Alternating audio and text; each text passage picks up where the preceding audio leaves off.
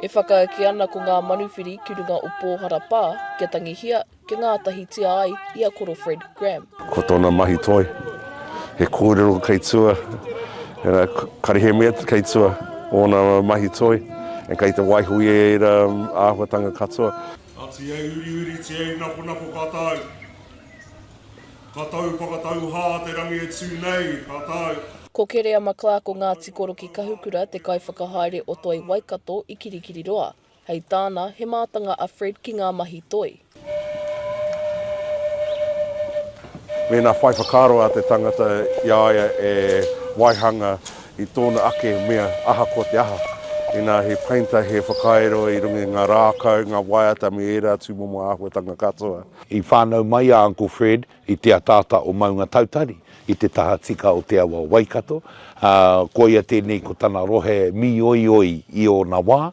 Nō reira e o rāna taku ngākau kua hoki mai ki runga ki tōna marae taku tō mai ai. E ai kia rāhui papa o ngā tikoro ki Kahukura, e kore a Fred e tuohu ki te whakamātau i ngā tini taera mō nā mahi toi.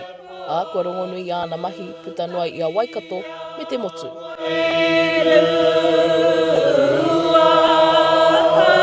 Kaore nei tō matu papai mataku ki te mahi whaorakau, i te taha o te mahi whaorino, raranga hoki, ina i ko tui mai ngā taira katoa o tēnei hanga o te toi.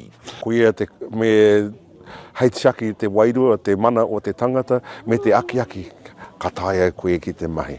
Koe nei te tāraitanga whakamutunga a Fred Graham, te tehi tani whahikurua ki ngā mahi toi. Ko te manurangi Māori e te ingoa o te tāraitanga nei, e tiro atu ki te maunga o taupiri.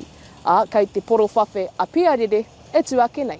He ōpango Māori a Uncle Fred, he kai toi a Uncle Fred, he kura mahita a Uncle Fred, ka mutu katoa ira, ko te tauira ki ngā tamariki, aha koa te huarahi e pirangi tiana e koa, ka tai e koa. He hononga nui tēnei, aha koa te aha, ka ngākau nui ia ki ngā ringa toi.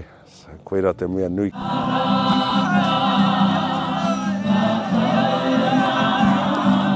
E rongo ana i te nui o te pauri me te mamai o te iwi, kua tai mai ki te tangihia ngā tahi tia ai, e rātou ki te taonga o te mate, kua riro nei ki tua o Pairo.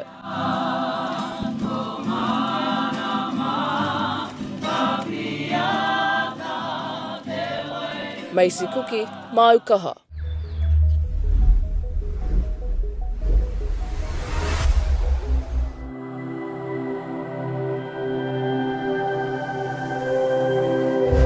Ko te reo, te take.